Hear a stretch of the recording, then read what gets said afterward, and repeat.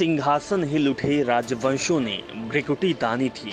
बूढ़े भारत में आई फिर ये से नई जवानी थी। गुमी हुई आज़ादी की कीमत सबने पहचानी थी। दूर फिरंगी को करने की सबने मन में ठानी थी। चमक उठी सन संतावन में वह तलवार पुरानी थी। बुंदेले हर बोलो के मुंह हमने सुनी कहानी थी। खूब लड़ी मर्दानी वो तो झांसी वाली रानी थी। देशभक्ति और वीरता से लवरेज क्या खूबसूरत पंक्तियां लिखी है सुभद्रा कुमारी चौहान ने। आज भी जब कभी कविता को पढ़ा जाए तो शरीर में एक नई ऊर्जा का संचार होता है। इसके अलावा नेताजी सुभाष चंद्र बोस का वो स्टेटमेंट जिसमें उन्होंने खून लेकर आज़ादी देने की बात की थी, आज भी जब ये नज़ारे के सामने से गुजरता है तो महसूस यही होता है कि अगर आज हमारे बीच अंग्रेजी हुकूमत होती तो हम उसकी ईंट से ईंट बजा डालते। बात क्रांति और अंग्रेजी हुकूमत की चली है तो हम गांधी, नेहरू, आज़ाद, राजगुरु सुखदेव भगत सिंह, बेगम हजरत महल, लाला लाजपत राय और दीगर क्रांतिकारियों को नहीं भूल सकते। ये लोग जेल गए, सजा भी पाए, मगर उन्होंने कभी अंग्रेजी हुकूमत से किसी चीज़ की डिमांड नहीं की। तब भले ही फुटबॉल खेला जाता रहा हो, लेकिन यदि इन लोगों के दौर में टीवी होता तो ये लोग किसी भी सूरत में अंग्रेजी हुकूमत से अपनी बैरक में टीवी लगवाने की मांग न करते। हम भारतीय ही उपरोक्त क्रांतिकारियों की संज्ञा देते हैं, मगर उस जमाने को अंग्रेजों के लिए ये लोग ऐसे क्रिमिनल्स थे जो भारत के खिलाफ थे। मुख्तार अंसारी क्रांतिकारी नहीं है, क्रिमिनल है और उन्होंने देश के लिए कुछ नहीं किया। अब जब उन्होंने देश के लिए कुछ नहीं किया तो फिर जेल में कैसा प्रिविलेज। असल में हुआ यूं ही कि यूपी की बांदा जेल में बंद बाहुबली बीएसपी विधायक मुख्तार अंसारी ने एक बार फिर पेशी पर जज से टीवी की मांग दोहराई है। मुख्तार अंसारी क्यों मांग रहे हैं, इसके पीछे का जो तर्क है वो अपने में दिलचस्प है।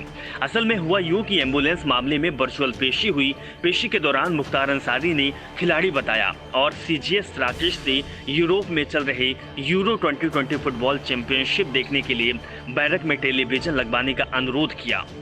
फर्जी एम्बुलेंस मामले में जेल में सजा काट रहे मुख्तार अंसारी के बचाव पक्ष के वकील रणधीर सुमन ने जो जानकारी दी उसके अनुसार मुख्तार अंसारी ने कोर्ट से कहा कि पूरे प्रदेश में कैदियों को टेलीविजन की सुविधा दिलाई गई है, लेकिन मेरी टीवी की सुविधा छीन ली गई। मैं प्लेयर आदमी हूँ, यूरो 2020 फुटबॉल कप चल रहा है, मुझे टेलीविजन उपलब्ध करा दीजिए, मैं जीवन भर आपका ऋणी रहूंगा। होने को तो वर्चुअल पेशी में कोर्ट में बहुत कुछ हुआ, पर तरह तरह की बातें भी हुई, लेकिन हमारा सारा फोकस उन बातों पर नहीं बल्कि मुख्तार अंसारी की टीवी डिमांड पर है। अधिकारियों को हवाला देकर मुख्तार ने टीवी मांगा और दलीलें भी दी। बात सीधी और साफ है, मुख्तार ने क्या दलील दी है, वो खिलाड़ी हो या ना हो सब अलग बातें हैं, मगर उन्हें खुद इस बात को सोचना चाहिए कि वो तफरीह मजाक में जेल में नहीं डाले गए। उन पर गंभीर आरोप और वो सजायाफ्ता हैं। मुख्तार की जैसी हरकतें हैं, वे कहें कि जिस हिसाब से वो अंतरंगी डिमांड कर रहे हैं, महसूस यही हो रहा कि उन्हें अपने किए का कोई पछतावा नहीं है। जेल में टीवी की इस डिमांड के बाद एक बड़ा सवाल ये भी है कि नियमों की खिल्लियां उड़ाते हुए, लगातार कानून की आंख में झोल झोंकते हुए मुख्तार जैसे लोग आखिर अपने को समझते क्या हैं? आखिर क्यों इन्हें कानून का खौफ नहीं है? क्यों नहीं ले रहे लोग इस बात को समझते कि अपराधी हैं? कोर्ट उनकी फरियादी मानते हुए उन्हें टीवी मुहैया कराता है या नहीं, इसकी डिमांड को खारिज कर दिया जाता है। इसका जवाब तो वक्त की गर्त में छुपा हुआ है। लेकिन जो बीच हमारे सामने है वो मुख्तार और मुख्तार जैसे लोगों का खुद को गरीबों का मसीहा या कहें कि रॉबिन हुड समझना।